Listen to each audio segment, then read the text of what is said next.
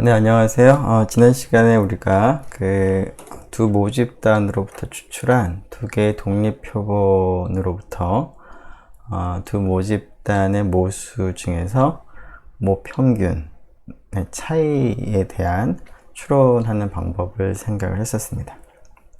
자, 이러한 지난번에 했던 방법에서는 두 표본의 크기가 모두 충분히 큰 경우에 우리가 적용할 수 있는 방법을 다뤘었는데요.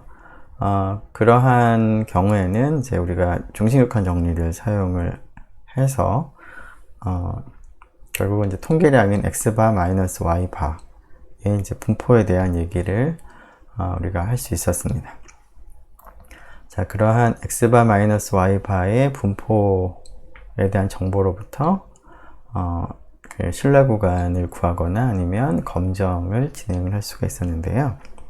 자, 이번 시간에는 이제 상황은 비슷하게 그 자료 수집한 특성은 지난번하고 동일하게 독립인 표본을 가지고 얘기를 하겠지만 지금은 표본의 크기가 충분히 크지 않은 경우, 즉 표본의 크기가 작은 경우에 추론을 하는 방법을 생각을 해보겠습니다.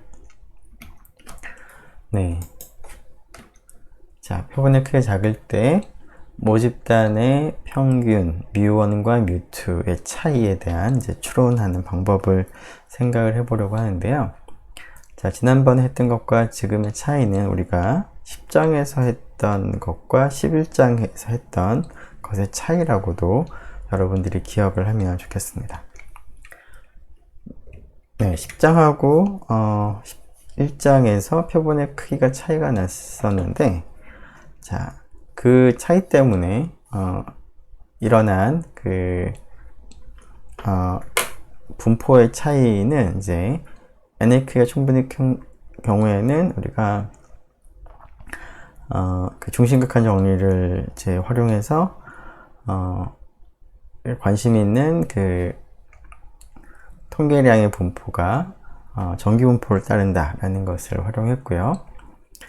표본의 크기가 작은 경우에서는 중심격한 정리를 이용할 수 없어서 몇 가지 가정을 추가했습니다.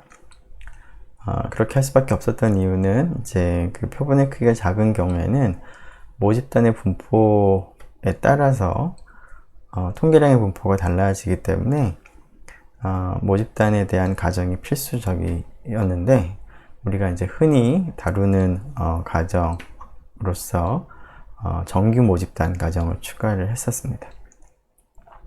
자, 그러한 이제 정규 모집단 가정 하에서 11장에서 다루었던 통계량의 분포는 T분포를 따른다 라는 것을 이제 활용해서 우리가 진행을 했었는데요. 지금 우리가 다루려고 하는 이 경우에도 궁극적으로 표본의 크기가 작기 때문에 모집단에 대한 가정이 필요합니다. 그래서 이 경우에도 우리가 11장에서 했던 것과 동일하게 모집단이 정규 분포를 따른다는 가정을 우리가 도입하려고 합니다. 자, 그러한 정규 모집단 가정뿐만 아니라 이 경우에는 두 모집단을 이제 비교하는 이제 상황이기 때문에 두 모집단의 표준 편차, 모표준 편차가 어떻게 되느냐에 따라서도 그 통계량이 좀 달라질 수가 있습니다. 자, 그래서 여기서는 우선 그 모집단의 두 개의 표준 편차가 어떻게 되느냐에 따라서도 이제 나누려고 하는데요. 자, 그래서 그런 가정을 좀 생각을 해보면, 자, 일단은 정기분포 가정을 하겠습니다. 정기 모집단 가정이죠. 두 개의 모집단이 모두 정기분포를 따른다는 가정을 추가하도록 할 것이고요. 자, 그리고 이러한 경우에 모집단의 그 두 모집단의 표준 편차를 시그마 1, 시그마 2라고 할 때 두 개의 시그마 1, 시그마 2가 서로 같은 경우와 다른 경우로 나누어서 우리가 추론을 하려고 합니다.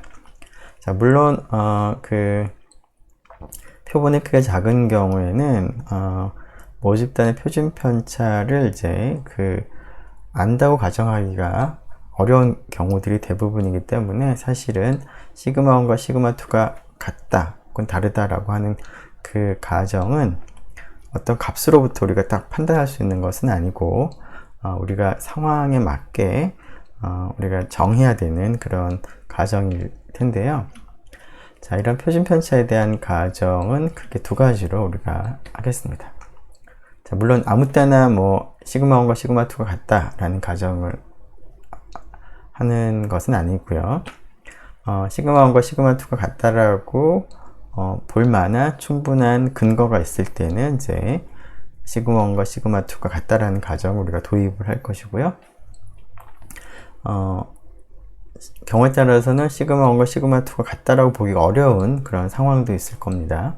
그럴 때는 시그마 1과 시그마 2가 다르다라고 가정을 하고 진행을 하도록 하겠습니다.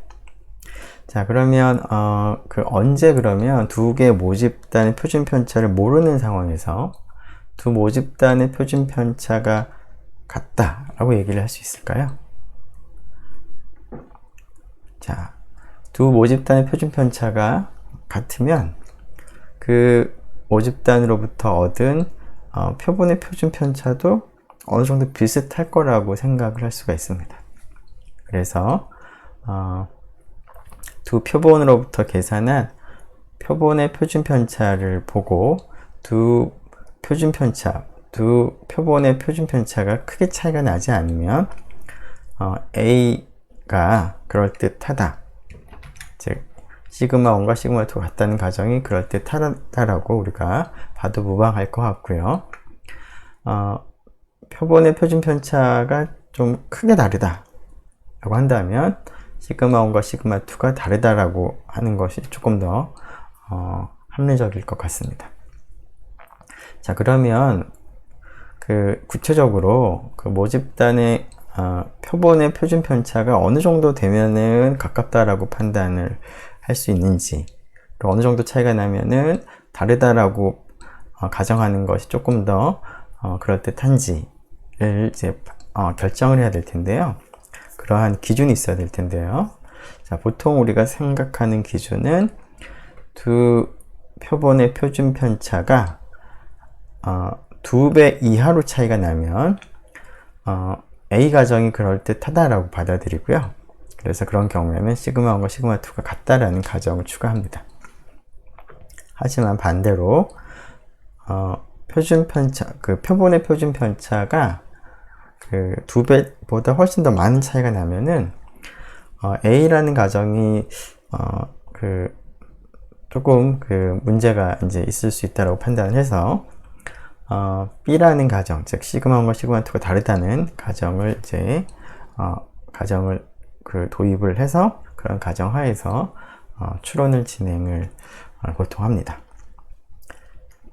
자, 그래서 시그마 1과 시그마 2가 같다라는 가정이 적절하다라고 볼 수 있는 상황은 S1, S2를 두 표본으로부터 계산한 표본의 표준 편차라고 둘 때 두 값의 비율 값이 2배 이하가 차이가 난다는 얘기는 2분의 1과 2 사이에 있다는 그런 의미가 되겠죠. 그래서 이런 경우에는 시그마 1과 시그마 2가 같다라는 가정이 크게 무리가 없다라고 보통 판단을 하고요.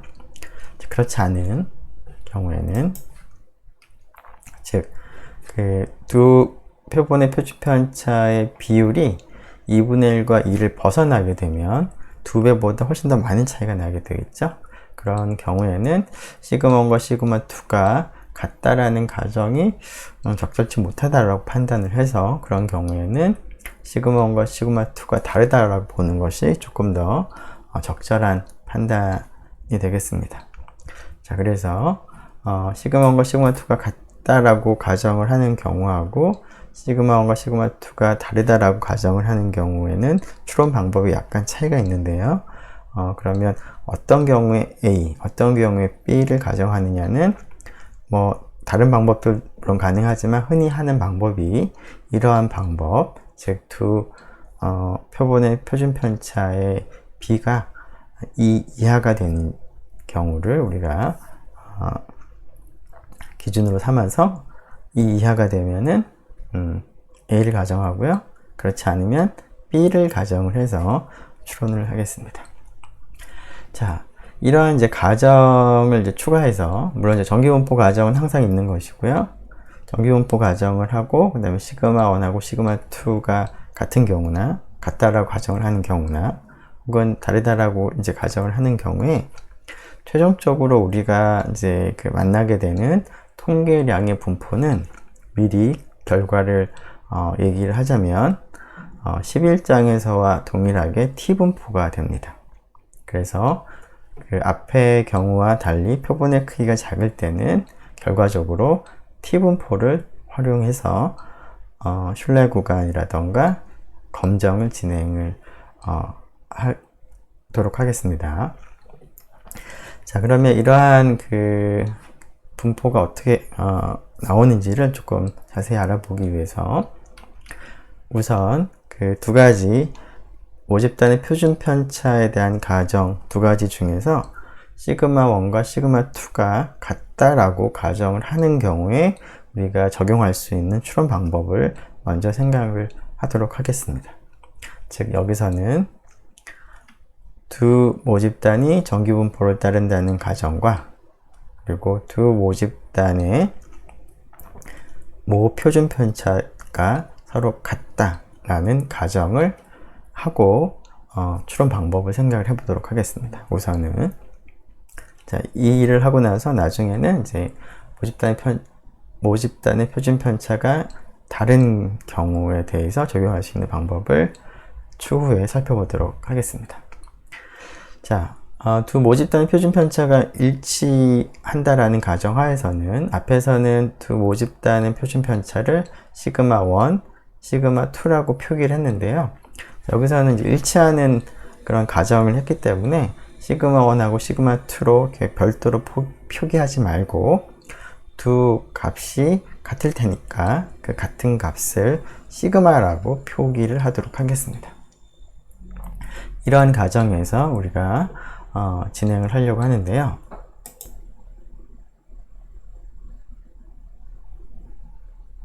네. 자, 그러면 이 경우에 어떻게 통계량의 분포가 결정되는지를 이제 좀 살펴보도록 하겠습니다. 자, 우선 그 모집단의 분포를 정기분포라고 가정을 했기 때문에 앞에서 우리가 얘기했던 X바라고 부르는 부분의 분포를 먼저 생각을 해보죠. 네. 그 X바는 분포는 어떻게 될까요? 네. 자, 이번에는 이제 모집단이 정기분포이기 때문에 표본의 크기에 관계없이 정규 모집단으로부터 추출한 표본으로부터 얻은 표본 평균 X바는 무조건 정기분포를 따릅니다. 자, 이때 이 X바의 평균은 μ1이 될 것이고, 그 다음에 분산은 N1분의 시그마 1의 제곱인데 여기서는 시그마라고 쓰기로 했으니까 이렇게 쓸 수가 있겠습니다. 자, Y바도 마찬가지죠. 두 번째 모집단으로부터 추출한 표본을 통해서 표본 평균을 계산한 통계량은 모집단의 분포가 정기분포이기 때문에 Y바도 n의 크기에 상관없이 정기분포를 따르게 되죠. 자, 따라서 X바에서 Y바를 뺀 것은 어떻게 되나요? μ1 마이너스 μ2를 평균으로 하고, 자, 분산은 자, 시그마 제곱이 이제 공톡이니까 시그마 제곱을 이제 공톡으로 이제 묶어내면 이와 같이 쓸 수가 있겠죠? 네. 자, 그래서 이와 같은 이제 분포가 됨을 우리가 얻을 수가 있습니다. 자, 이 과정에서 우리는 두 모집단이 정기분포를 따른다 라는 것과 그 다음에 두 모집단의 표준 편차가 일치한다 라는 것을 이제 써서 표기를 했습니다. 자, 그런데 이제 이 과정에서는 사실은 모집단의 표준 편차가 일치한다라고 하는 이 가정이 크게 뭐 활용이 됐다기보다는 그냥 시그마 1, 시그마 2 대신에 공통적으로 이제 시그마로 쓴 그런 것만 이제 우리가 활용을 한 것인데요.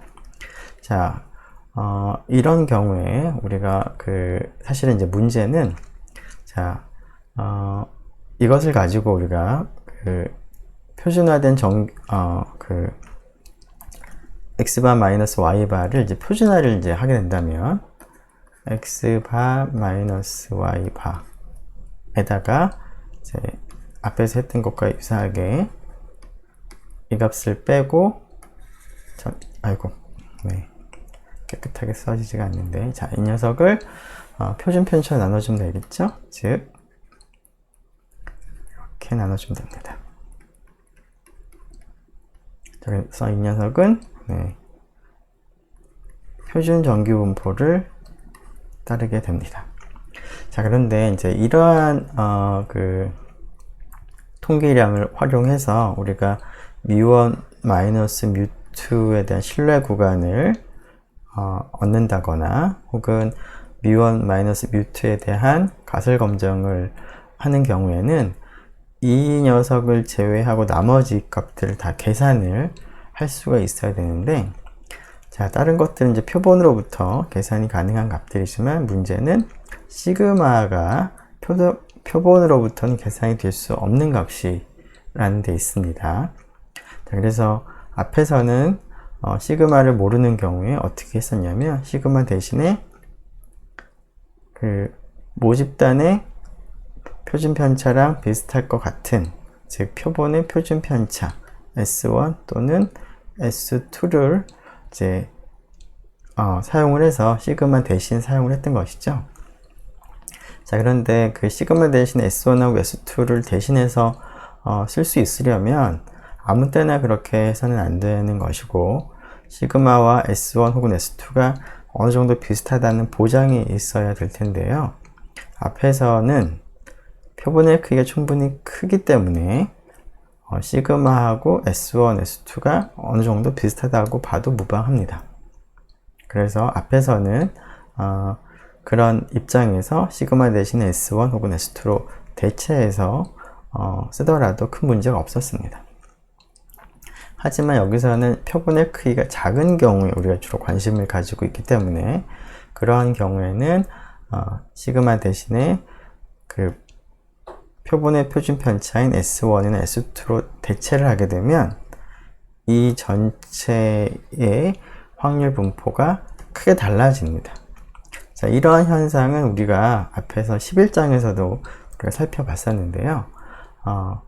그 11장에서도 마찬가지로 모집단의 표준 편차를 표본의 표준 편차로 대체하게 되면 그 분포가 크게 달라지기 때문에 우리가 T분포라는 것을 고민을 했었습니다. 자, 그러면 여기서도 사실은 시그마를 S1이나 S2를 가지고 적절하게 바꿨을 때 이 전체의 분포가 표준 정규 분포하고는 크게 달라질 수가 있는데요. 어떻게 달라지는지 하는 것들을 우리가 고민을 해야 되겠습니다. 자, 이러한 이제 고민에 대한 해결책으로 우리가 사실은 이제 두 모집단 표준 편차가 일치한다는 가정을 우리가 도입을 했는데요. 자, 이 가정을 도입하게 되면 이 녀석이 아니라 이 녀석을 적절하게 변형을 한 통계량을 생각을 할 수가 있는데, 그 통계량의 분포를 우리가 정확하게 얘기할 수가 있습니다. 자, 여기서 필요로 한 통계량의 분포를 얘기하기 위해서는 몇 가지 사전 지식이 좀 필요할 것 같습니다. 자, 여기가 공간이 약간 좀 부족하긴 하지만, 자, 여기 있는 것은 좀 지우고 시작을 하죠. 공간을 좀 아끼는 입장에서.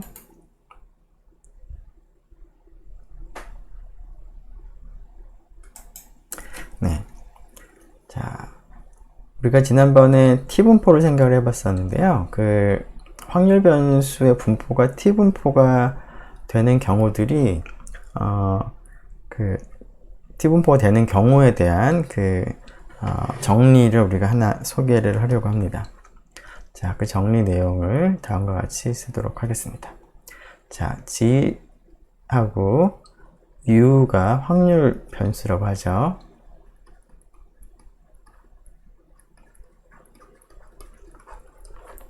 자, 그런데 이게 서로 독립이라고 하겠습니다. 독립인 확률 변수라고 하고요. 자, 그러면 각각의 변수의 분포가 있을 텐데, 여기서 G는 표준 정규 분포를 따르는 확률 변수라고 가정을 하고, U는 자유도가 R인 카이제곱 분포를 따르는 확률 변수라고 가정을 하겠습니다. 즉, 하나는 표준 정규 분포, 하나는 자유도가 R인 카이제곱 분포를 따르는 두 개의 독립인 확률 변수를 이제 생각을 해서, 자, 이 두 개의 확률 변수를 가지고 새로운 확률 변수 하나를 다음과 같이 만들겠습니다. 어떻게 만드냐면, 분자의 G를 쓰고요. 분모에는 U를 자유도 R로 나눗셈을 해서 그것을 루트 안에 넣은 확률 변수를 우리가 분모에 넣어서 이거 자체를 하나의 새로운 확률 변수라고 이름을 붙이겠습니다.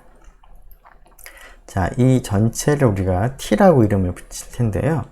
자, T라고 이름을 붙인다라는 것은 이 새롭게 만들어지는 U와 G를 통해서 만들어지는 이 확률 변수의 분포가 T분포다 라는 얘기를 암시하고 있겠습니다.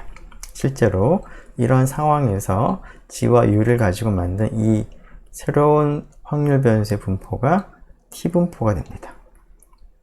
그리고 이때 자유도는 T분포는 자유도가 있었죠. 자유도에 따라서 여러 개의 T분포가 있었는데요. 이 경우에는 자유도가 R이 됩니다. 즉 U, 카이제곱 분포의 자유도와 동일한 자유도를 가지게 됩니다. 자, 이것을 이제 우리가 증명을 지금 할 수는 없는데, 이 사실을 이제 우리가 활용을 해서, 지금 우리가 생각하는 이 경우에 활용할 수 있는 통계량, 분포를 우리가 얘기를 하려고 하기 때문에, 일단 이 내용을 여러분들이 기억을 하면 좋겠습니다. 자, 이 사실과 더불어서 예전에 했던 내용인데 지금 여기에 이제 적용할 내용이라 여러분들이 다시 한번 좀 기억을 상기하는 의미에서 다시 한번 얘기를 할 텐데요. 자, 조금 전에 U가 자유도가 R인 카이제곱 분포를 따르는 경우에 대해서 우리가 이러한 결과를 얻었는데요. 자, 카이제곱 분포와 관련한 성질을 몇 가지 생각을 해보도록 하겠습니다. 자, 첫 번째 성질은 지난번에 얘기했던 것처럼, 자, R개의 확률 변수가 있는데 이것은 서로 독립이고 각각의 확률 변수의 분포는 표준 정규 분포를 따른다고 가정을 하겠습니다. 자, 그러면 우리가 지난번에 얻었던 결과는, 소개했던 결과는 물론 증명을 따로 하진 않았지만, 이 표준 정규 분포를 따르는 독립인 확률 변수를 각각을 제곱을 해서 다 더한 이 확률 변수를 카이 제곱이라고 이름을 붙일까요? 자, 이렇게 붙이면 이 전체의 분포가 어떻게 된다? 네, 그것이 자유도가 R인 카이제곱 분포가 된다 라는 얘기를 한 적이 있었습니다.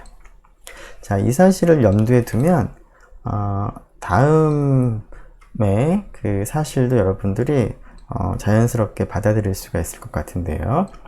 자, 어떤 것이냐면 X하고 Y가 마찬가지로 독립이라고 하죠.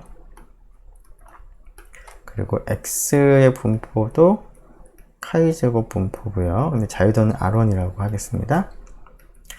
Y의 분포도 카이제곱 분포라고 하죠. 자유도를 R2라고 하겠습니다.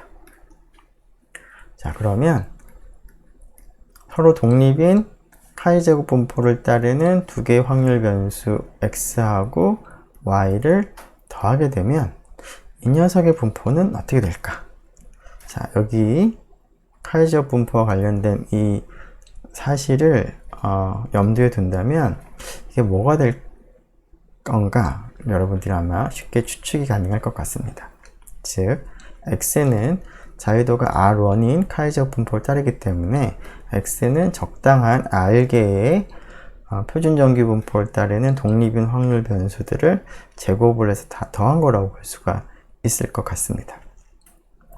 비슷하게 y는 서로 독립인 표준 정규 분포를 따르는 확률 변수를 R2개만큼을 자유도가 R2니까 R2개만큼을 제곱을 해서 다 더한 것이라고 볼 수가 있겠죠. 자, 그러면 그러한 두 개를 더한 거는 결국은 앞에 R1개, 뒤에가 R2개가 더해져 있으니까 전체적으로 보면 각각은 표준 정규 분포를 따르는 확률 변수들을 제곱을 해서 그런 것들 모두 몇 개를 더한 거라고 생각을 할 수 있을까요? R1 플러스 R2개를 더한 거라고 우리가 생각을 할 수가 있겠죠? 자, 그런 관점에서 생각한다면 이 녀석의 분포가 카이제곱 분포가 되고 자유도가 R1 플러스 R2가 되는 것도 우리가 쉽게 우리 받아들일 수 있을 것 같습니다. 자, 물론 이것을 뭐 따로 증명을 해야 되는데 여기서는 뭐 증명 없이 이러한 사실들을 활용을 하기 위해서 필요한 사실들을 이제 나열을 좀 몇 가지 해볼 텐데요.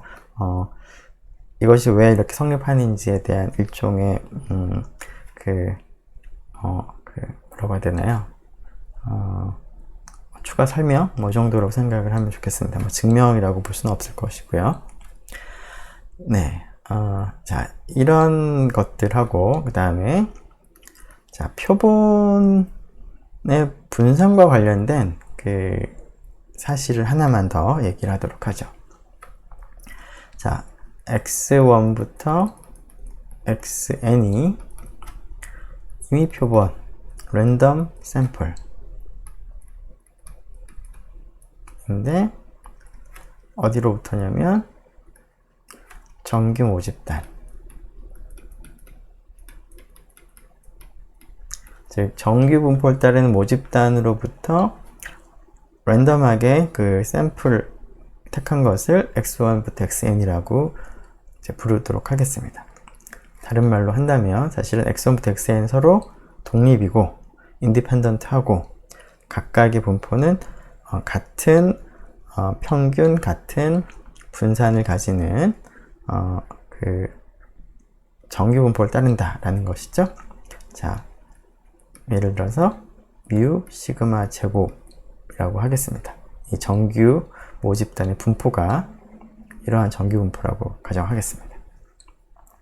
자, 이러한 상황에서 우리가 11장에서 그 뒷부분에서 우리가 그 모집단의 표준 편차에 관한 추론을 할 때 카이제곱 분포라는 것을 도입을 했었는데 그때 카이제곱 분포로서 우리가 생각을 한 것이 뭐였냐면 자, 표본의 크기가 n일 때 n-1의 s제곱을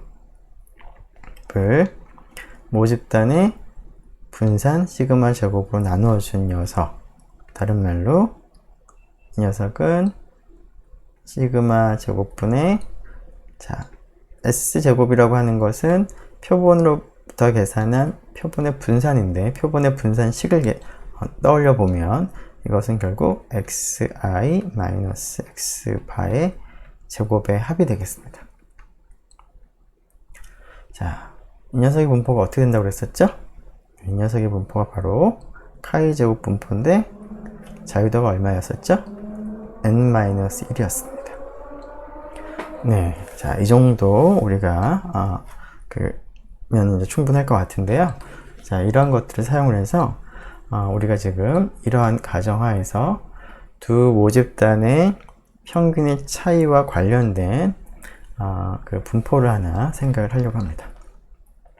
자, 지금부터는 앞에서 우리가 쓰기로 했던 그 기호들을 이제 활용해서 얘기하도록 하겠습니다. 즉, 자, 두 개의 모집단이 있는데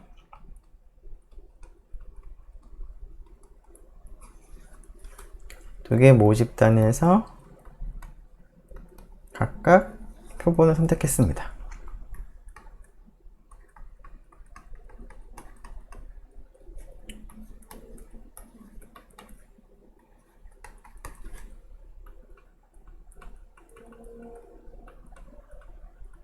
표본의 크기를 이제 N1, N2라고 둔 거고요.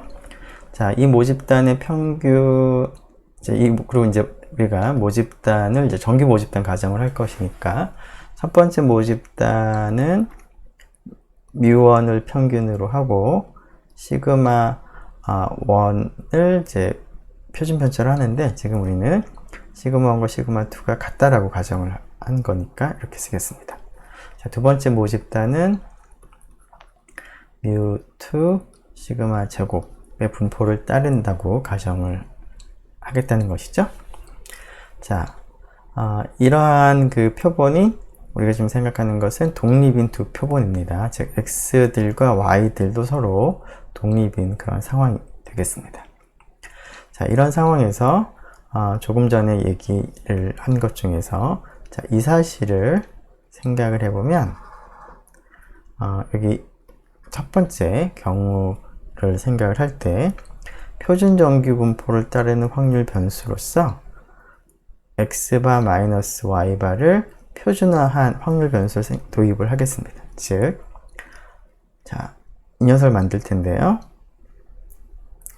자, 분자에는 x바 마이너스 y바를 이제 표준화한 것을 쓰도록 하겠습니다. 즉, x바 마이너스 y바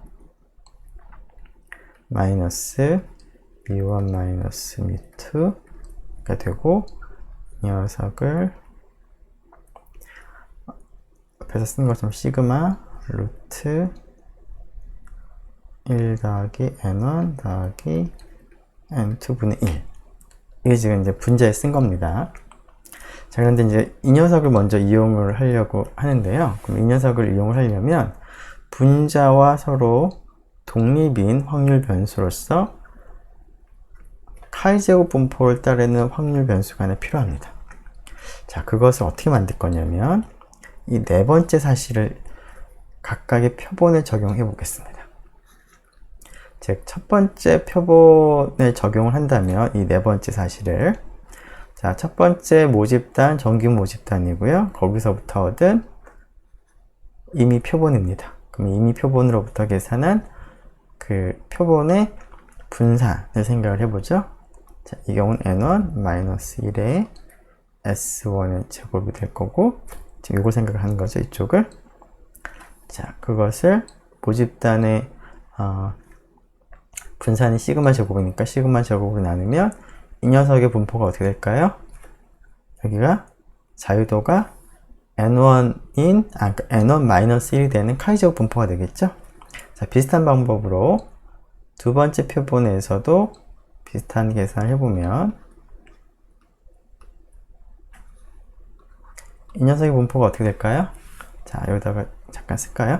자, 이 녀석의 분포는 카이제곱 분포인데 자유도가 n1-1이 되고, 뒤에 것만 따로 보면 카이제곱 분포인데 자유도가 n2-1이 됩니다.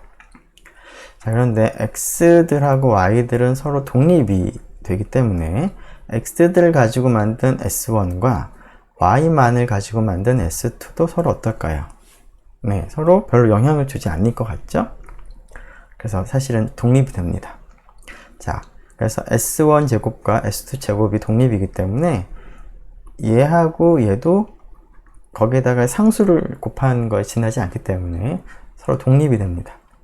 자, 그러면 세 번째 사실을 이제 적용해 보면 두 개를 더한 녀석의 분포가 어떻게 될까요?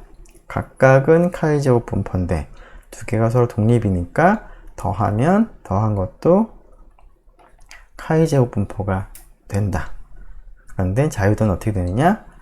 각각의 카이제곱 분포의 자유도를 더한 만큼, 즉 n1 더하기 n2 마이너스 2의 자유도를 갖는 카이제곱 분포를 따르는 확률 변수가 됩니다. 이만큼이 더한 것이. 자, 그러면 다시 원래 첫 번째 식으로 돌아가서, 자, 여기서는 조금 전에 표준정규 분포를 따르는 확률 변수는 우리가 하나 도입을 했는데요. 지금 도입을 아직 못한 것이 카이제어 분포를 따르는 확률 변수 U가 필요한데요. 자, 그거를 예로 하겠습니다. 이 녀석. 지금 방금 얻은 이 녀석. 자, 근데 이 녀석의 자유도가 n1 플러스 n2 마이너스 2니까 지금 이 첫 번째 사실을 적용하려면 이 녀석을 뭘로 나눗셈을 해야 될까요? 루트에,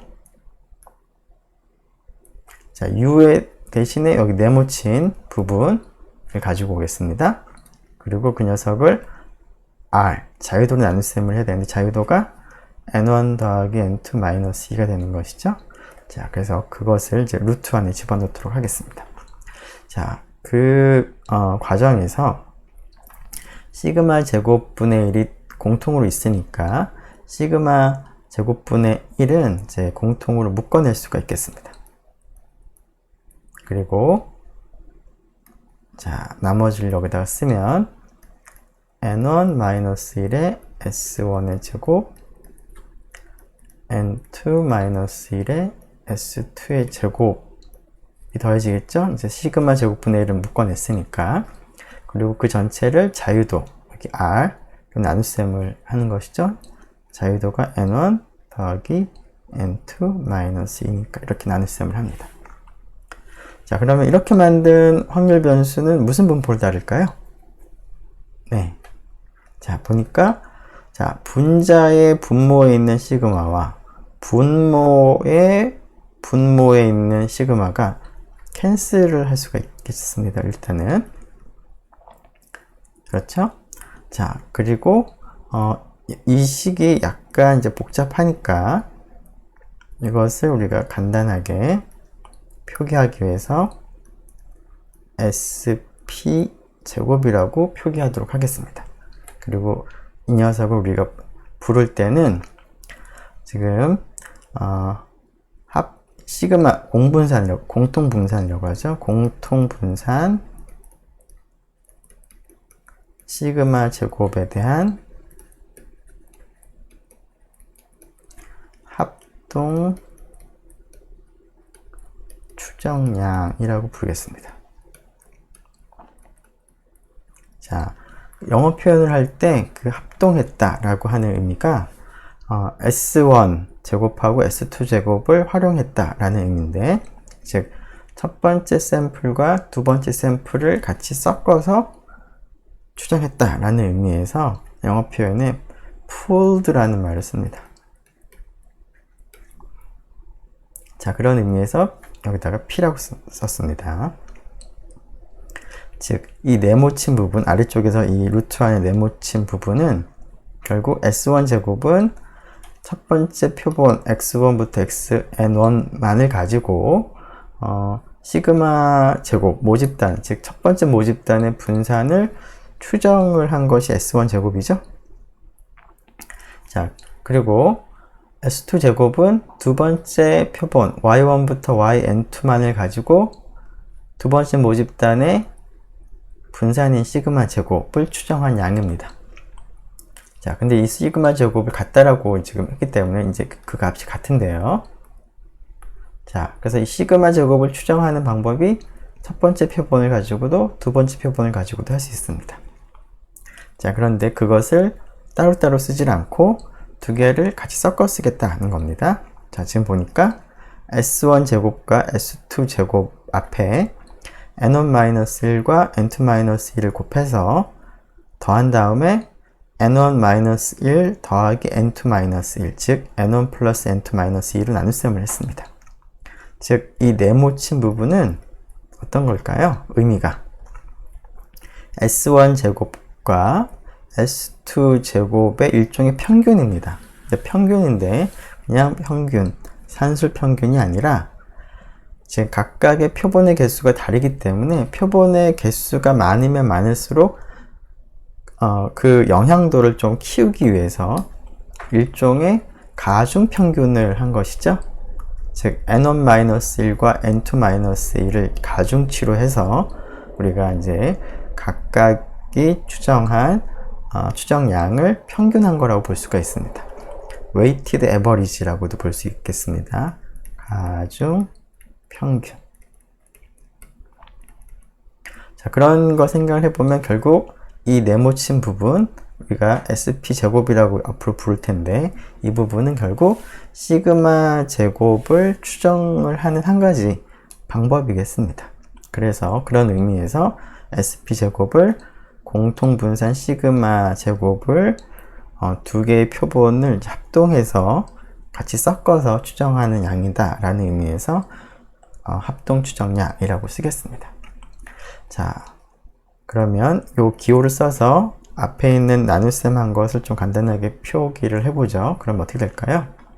자, SP제곱의 루트를 택하는 거니까 그 분모에 있는 것을 간단하게 루트까지 포함시켜서 SP라고 쓰겠습니다. 그러면 분자의 분자는 그대로 쓰고요. 그 다음에 분자의 분모에는 자, 시그마는 캔슬되고 루트에 n1분의 1 더하기 n2분의 1이 있는데 거기에 SP를 더 곱하면 되겠습니다. 이렇게 되죠? 네. 자, 그러면 앞에서 얘기한 이 사실을 적용해 보면 이 전체의 분포가 어떻게 되죠? 네. T분포가 되는데 자유도가 얼마죠? 지금 그 U에 해당하는 카이제곱 분포의 자유도랑 동일한데 U에 해당하는 게 이 부분이었습니다. 자유도가 n1 더하기 n2-2였으니까 이 사실을 적용하면 이 녀석의 분포가 n1 더하기 n2-2가 되겠다라는 결론을 얻을 수가 있겠습니다. 네, 그래서 자, 우리가 이러한 최종적인 결과를 얻어냈는데요. 자, 이 결과를 보면 μ1 마이너스 μ2를 제외하면 나머지를 다 우리가 표본으로부터 얻어낼 수가 있습니다. x바, y바, 그다음 sp 합동 추정량은 s1하고 s2를 가지고 계산하는 거니까 알아낼 수 있겠죠? 자, 그래서 이 녀석을 가지고 우리가 그 μ1 마이너스 μ2에 대한 신뢰 구간이라던가 혹은 가설 검정을 할 때 이 분포에 대한 정보를 활용할 수가 있겠습니다. 근데 이 식을 잘 보면 처음에 우리가 출발을 했을 때 x바 마이너스 y바의 분포를 보고 그 녀석을 어떻게 한 거죠? 표준화를 한 것을 분자에 넣었는데 분자에 넣은 이 식과 최종적으로 얻은 식을 비교해 보니까 어떤 차이가 있나요? 시그마 대신에 뭘 바꿨죠? 합동 추정량 SP로 바꾼 거에 지나지 않습니다. 자, 이 일은 마치 우리가 11장에서 모집단의 표준 편차 대신에 표본의 표준 편차로 대체를 한 것과 유사하다고 볼 수가 있습니다. 그리고 그 당시 11장에서 시그마 대신에 모집단의 표준 편차로 대체했을 때 분포가 T분포로 바뀌었었죠. 자, 그런 상황과 거의 유사하다고 볼 수 있습니다. 사실은 우리가 지금 얻은 이 통계량의 분포에 대한 정보가 이 정리를 적용해서 얻은 것인데요. 11장에서는 뭐 이렇게 깊게 얘기를 하진 않았지만 11장에 있던 11장에서 다루었던 T분포도 사실은 이러한 그 사실에 기반해서 얻어낼 수가 있습니다. 자, 그래서 사실은 거의 비슷한 결과가 나온 거라고도 볼 수가 있겠습니다. 자, 그래서 여기서는 여러분들이 기억을 할 것이 이 녀석의 확률 변수의 분포가 자유도가 n1 플러스 n2 마이너스 2가 되는 T분포다 라는 것을 기억을 하면 되겠습니다. 자, 물론 SP가 어떻게 계산됐는지도 여러분들이 기억을 해야 되겠죠? 자, 이 부분을 지워야 될 것 같은데요. 네. 여러분들이 지우기 전에 잘 기억을 좀 해두면 좋겠습니다. 이거를 지우지 않는 방법이 있을지 모르겠는데,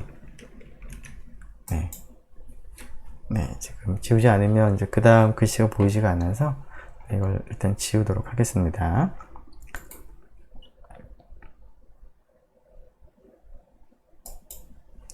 자, 그래서 조금 전에 우리가 얻은 그 사실을 좀 정리를 해볼 텐데요. 자, 앞에서 우리가 SP 제곱이라고 하는 이러한 값을 도입을 했는데, 기호를 도입을 했는데, 자, 이 값은 그 결과만 써보면 n1-1 s1 제곱 n2-1 s2의 제곱을 더한 것을 n1, 즉 여기 있는 값과 여기 있는 값의 합으로 나눗셈을 하는 것입니다. 그리고 이 녀석의 의미는 시그마 1 제곱은 결국 시그마가 아니라 s1 제곱은 시그마 제곱의 추정량이고, 또 s2 제곱도 시그마 제곱에 대한 추정량인데, 이 두 개의 추정치를 활용해서 가중평균한 값인 것이죠. 그래서 이 녀석 자체도 일종의 시그마 제곱에 대한 추정치라고 볼 수가 있습니다. 추정량이라고 볼 수 있습니다. 이것을 그래서 합동 추정량이라는 말을 썼었죠. 자, pooled라는 표현을 썼습니다. 자, 이것은 여기 조금 전에 우리가 쓴 식에서와 같이 동일한 식으로 쓸 수가 있겠습니다. 물론 이제 앞쪽에 있는 이 부분을 x들을 가지고 표현한다면 x들의 편차의 제곱의 합이 되겠죠. n1까지. 그 다음에 뒷부분 n2-1의 s2 제곱의 값은 y를 가지고 계산한 편차 제곱 합이 되는 것이죠. 그래서 y의 편차 제곱을 하고 n2까지 쭉 더하는 것이죠. 자, 물론 s1 제곱, s2 제곱으로 쓸 수도 있는 것입니다. 자, 이 값을 우리가 앞에서 시그마 제곱에 대한 합동 추정량, 시그마 제곱은 두 모집단의 공통인 분산이므로 공통 분산 시그마 제곱의 합동 추정량이라고 우리가 부르겠다라고 했습니다. 자, 그래서 이 SP를 쓰게 되면은, 자, 여기에서 이 정보에서 이 분포로부터 그냥 다이렉트하게 표준화를 하게 되면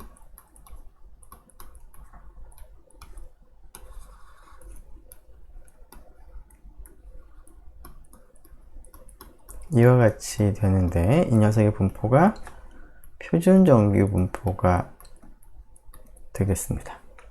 그런데 이게 틀린 것은 아니지만 이 정보를 지금 활용을 하기 위해서는 시그마를 알아야 되는데, 시그마를 모르기 때문에 우리가 지금 방금 얘기한 도입한 공통분산 시그마 제곱에 대한 합동 추정량인 SP 제곱 혹은 SP 제곱을 루트를 택한 SP로 대체를 지금 한 것입니다. 근데 시그마를 다른 건 다 똑같죠? 이 식하고 이 식을 보면은 다른 건 다 똑같은데 여기만 달라지는 거죠. 시그마를 SP로 딱 바꾸는 순간 분포가 달라진다고 그랬습니다. 어떻게 바뀌죠? T 분포가 되는데, 기억할 것 중에 하나는 또 자유도가 N1 더하기 N2 마이너스 2가 된다 라는 것을 여러분들이 기억을 하면 되겠습니다. 자, 그래서 결론을 이제 말로 표현해 보면, 두 개의 정규 모집단에서 독립적으로 추출한 두 개의 표본으로부터 얻게 되는 이 확률 변수를 우리가 생각을 하는데, 이 확률 변수는 자유도가 n1 더하기 n2 마이너스 2가 되는 t분포를 따른다 라는 그런 결론을 우리가 조금 전에 얻었습니다. 자, 이 분포에 대한 정보만 알면 그 다음부터는 그냥 자동으로 지금까지 했던 방법을 그대로 적용을 해서 신뢰 구간을 계산한다던가 혹은 검정을 한다던가 하는 일을 우리가 동일한 방법으로 적용을 할 수가 있겠습니다. 자, 일단 시간이 50분 가까워진 것 같으니까요. 그 앞에서 얻은 이 사실까지 하고 이걸 활용하는 방법은 잠깐 쉬었다가 다음 시간에 계속 하도록 하겠습니다. 네, 수고 많았습니다.